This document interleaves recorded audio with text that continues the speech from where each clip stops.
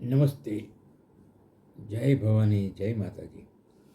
આ વિડીયો મારા જેવા વરિષ્ઠ નાગરિકો માટે લાભદાયક છે. ચલાતું ના હોય, જેનાથી બહુ કામકાજ કરી ન શકતા હોય, કશું થતું ના હોય, બેઠાડું જીવન ખાસ હોય, તો આ 5 કસરત બતાવું છું, એ જરૂરથી કરજો. એનાથી તમારું બ્લડ સર્ક્યુલેશન વ્યવસ્થિત થઈ જશે, હૃદયના ધબકારા વ્યવસ્થિત થઈ જશે અને તમને થોડોક શારીરિક શ્રમ લાગશે. એટલે તમારે હેમોગ્લોબિન, રક્તકણ, શ્વેતકણ આ બધા પ્રોબ્લેમ મટી જશે. પણ કહેવાનો મતલબ કરવું પડશે. તો જુઓ વ્યાયામ. પહેલી કસરત 1. એની અંદર તો બહુ ઇઝી છે. આમાં હાથ લાંબા કરો. 2, 3, 4, 5, 6, 7 અને 8. ઓકે. 1 આવું તમારે 20 વખત કરવાનું. કસરત નંબર 2. 2ની અંદર આમ કરો, જોરથી ઝટકો મારો. 1, 2, 3, 4, 5. આવું તમારે 20 વખત કરવાનું. કસરત નંબર 3. એમાં તમારા શોલ્ડર મજબૂત થશે, હથેળીઓ મજબૂત થશે. એમાં ઘણા નાના આ વાછાના વાળ જેવા બધા અંદર નસો હોય છે, એ બધી કાર્યશીલ થઈ જશે. કેવું? 1, 2 આમાં ખાસ કરવાનો.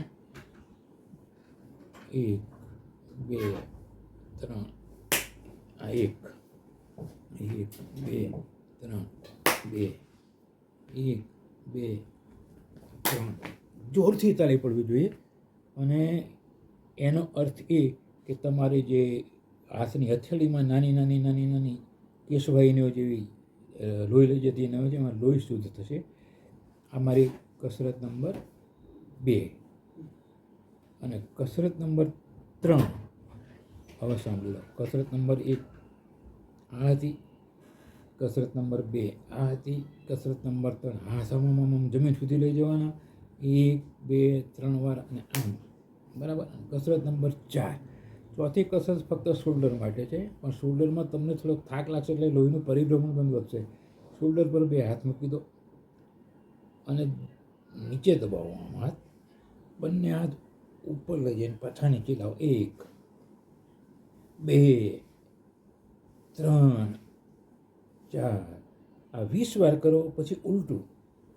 1 હાથ બરાબર કરકસો નહીં કરવાની. જેટલા થાય એટલા ઊંચા કરીને ફેરવો, જેટલા થાય એટલા ઊંચા કરીને ફેરવો. આ 20 વાર કરો. અને મિત્રો, હવે જે છેલ્લી કસરત કહું છું એ ફક્ત હાથ લાંબા કરો, ખભા પર લાવો. 1 અહીંયા 1 ગણી દેવાનું. 2 આવું 20 વાર થવું જોઈએ. તો વરિષ્ઠ નાગરિકો માટે ખાસ.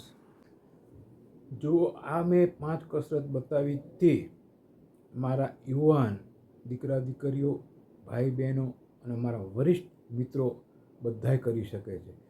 બધાને લાભદાયી છે. બધાના બ્લડ સર્ક્યુલેશન સુધરી શકે છે. બધાના હેમોગ્લોબિન, આ તે શ્વેતકણ, રક્તકણ, લોહી જ બરાબર વ્યવસ્થિત હશે તો તમારા શરીરમાં બધું સારું જ થવાનું છે. એના માટે તમામ આ કસરત મેં બતાવી 5 બધા કરી શકે છે. પણ વરિષ્ઠ માટે એટલા માટે મેં લખ્યું કે એમને વધારે ફાયદાકારક. તમે સવારે સૂર્યોદય પહેલાં બેસી જાઓ સૂર્ય સામે અને આટલી કસરત કરો.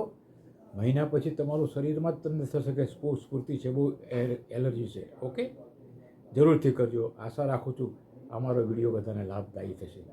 અસ્તુ. જય ભવાની, જય માતા.